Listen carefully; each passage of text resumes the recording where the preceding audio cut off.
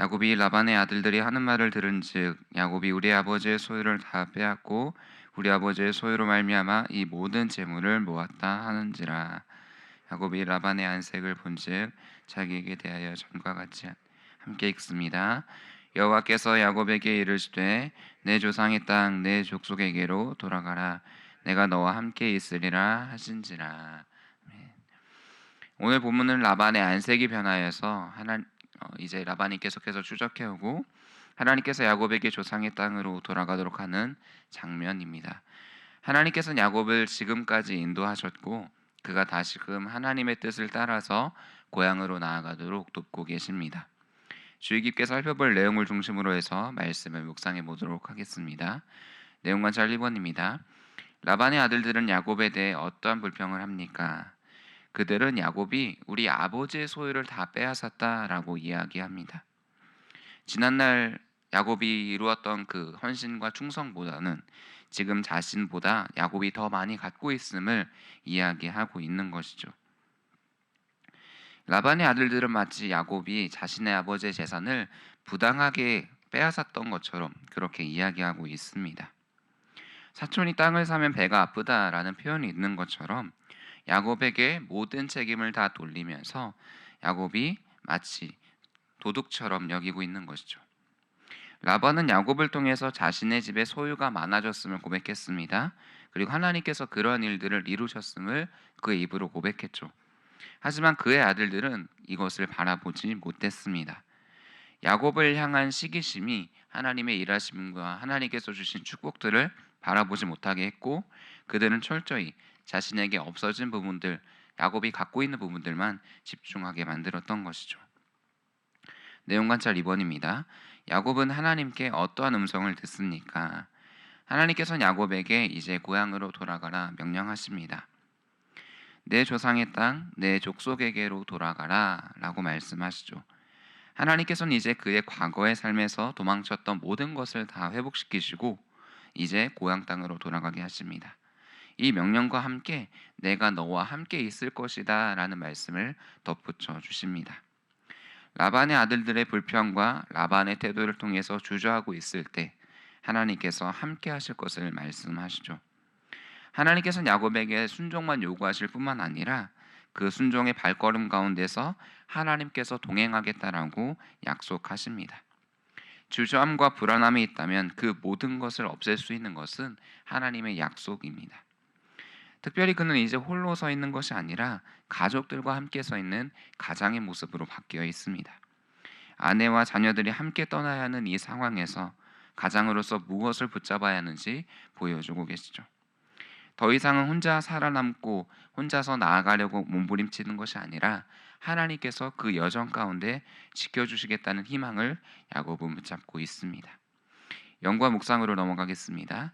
하나님께서는 왜 라반과 그의 아들들로 인해 불편한 상황에 놓인 야곱에게 내가 너와 함께 있겠다라고 말씀하십니까? 이 함께 하심은 언약에 있어서 중요한 핵심입니다. 하나님께서는 창세기 28장 15절에서 야곱에게 약속하셨습니다. 한 돌을 가져다가 베개로 삼고 누워 잘 때 하나님께서는 이렇게 말씀하셨죠.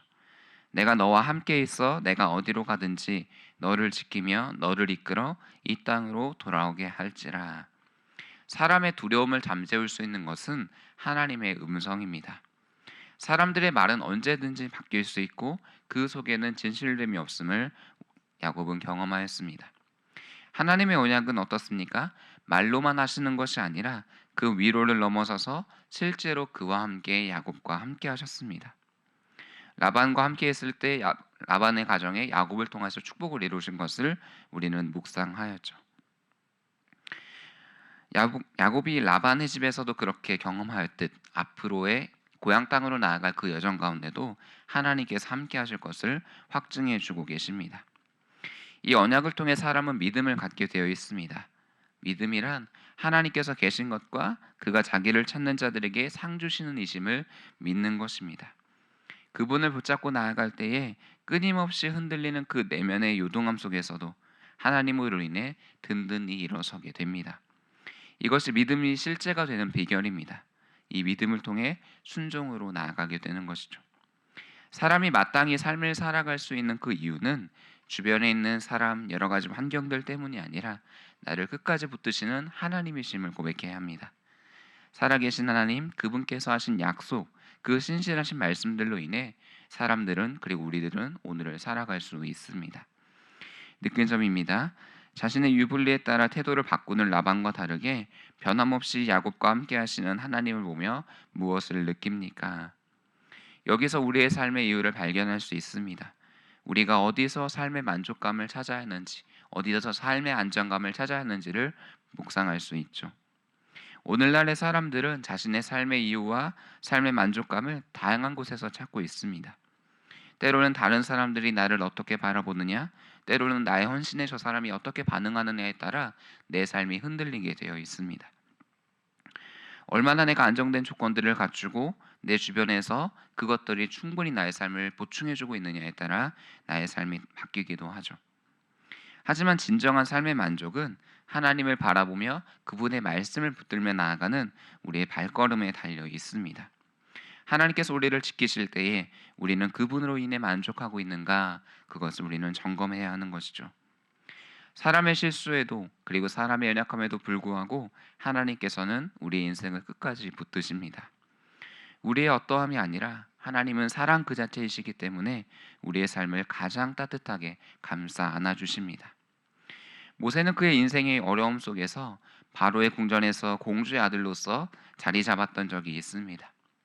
하지만 안정적인 삶이 이제 도망자의 신세가 되어 미디안 광야에서 살아가죠. 하나님께서 모세를 부르셨을 때 그는 고백합니다. 나는 말이 둔한 자입니다. 그런 그가 하나님께서 함께 하시니 이스라엘 백성들을 인도하는 리더로 세워지게 됩니다. 하나님께서 함께 하신 그 하나만으로 그의 삶을 살아갔습니다. 그의 삶 속에서 끊임없이 하나님을 만났고 하나님과의 친밀한 관계 속에서 삶의 이유와 방향을 찾게 됩니다. 우리 또한 이 하나님과의 친밀한 관계를 회복할 필요가 있습니다. 끊임없이 우리의 삶 가운데 우리의 새벽의 시간에 하나님을 만나야 합니다. 하나님을 따라 나아가야 합니다. 그 하나님을 따라 우리는 만족해야 합니다. 결단과 적용으로 나가겠습니다. 다른 사람의 질투로 인해 어려움에 처했을 때 하나님의 도우심을 받은 적이 있다면 언제입니까? 때로는 나의 헌신이 다른 사람보다 더 돋보이는 경우가 있습니다. 사람들은 그러한 우리의 모습을 보며 시기심을 느끼기도 합니다. 때로는 라반의 아들들처럼 모함을 하기도 하죠. 때로는 잘못된 사실을 퍼뜨리면서 그 사람이 더 이상은 헌신하지 못하도록 마음을 낙담시키기도 합니다. 그럴 때마다 하나님의 얼굴을 구할 때 우리의 삶은 어떻게 변화되게 되어 있습니까? 우리의 삶에 평강이 찾아오고 흔들리지 않고 여전히 하나님만 바라보며 헌신하며 충성하게 되어 있습니다. 그렇게 주님의 제자들이 세워지며 우리는 리더로 성장하게 되어 있죠. 진정한 리더는 그 사람의 외적인 조건과 능력으로 결정되지 않습니다. 여러 어려움과 시기와 질투 앞에서 묵묵히 하나님을 바라보며 걸어가는 그 충성됨으로 결정되게 되어 있습니다. 하나님은 지금도 충성되이 하나님을 바라보며 그분의 인도하심을 따라 나아가는 한 사람을 찾고 계십니다. 우리는 그 한 사람이 되어야 될 줄로 믿습니다. 그렇다면 우리는 어떻게 이 말씀을 적용해 보겠습니까? 오늘 하루 하나님의 세밀한 인도하심에 귀 기울이기 위해 무엇을 실천해야 하겠습니까? 여러분들은 수시로 여러분들의 감정을 체크해 보십시오. 만약 야곱이 라반의 아들들에게 이러한 이야기를 들었다면 억울함과 분노와 또한 그 안에서 수치스러움들이 발견되었을 것입니다. 그때 이 야곱은 하나님의 말씀을 붙들었죠. 그것처럼 지금 내가 어떠한 감정을 느끼고 있는지, 그 감정을 얻게 된 원인이 밖에서부터인지 안에서부터인지를 체크해 보는 것입니다.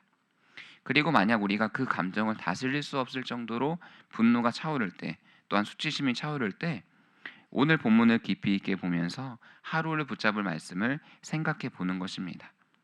그 말씀의 밑줄을 긋던 형광펜으로 체크를 하던 오늘 하루 나에게 붙잡을 말씀으로 생각하며 계속해서 그 말씀을 읽고 또 읽어보는 것입니다. 그렇게 우리의 삶을 하나님의 말씀이 이끌도록 살아가 보는 것이죠.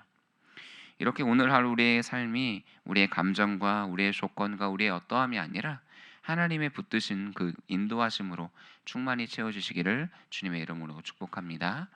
함께 기도로 나아가겠습니다. 첫 번째 기도 제목입니다. 하나님의 말씀이 나를 붙드는 하루를 경험하게 하옵소서.